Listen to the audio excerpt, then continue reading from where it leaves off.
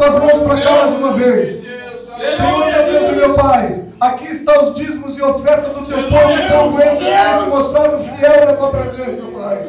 Pai, obrigado por toda a bênção, obrigado por esses dízimos e por essas ofertas, Pai. Que através desses dízimos e ofertas seja repreendido o espírito devorador, o espírito do mal, ao qual tem consumido os bens da tua casa. Senhor, repreende, Senhor, todo o espírito do mal dos teus servos, e que seja abençoado, e que se multiplique, e que se abra as portas e as janelas dos céus.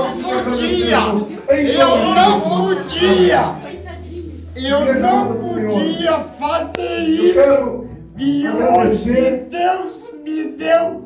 Glória a Deus. Eu quero agradecer a presença de cada um nesta noite, nesse lugar.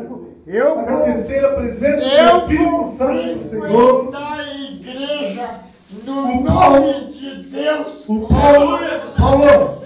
Que a minha rede curou. Escuta só um pouquinho, Paulo. Aí, ó. Paulo. Eu não podia Paulo. caminhar sem isso. Paulo. Aí, ó.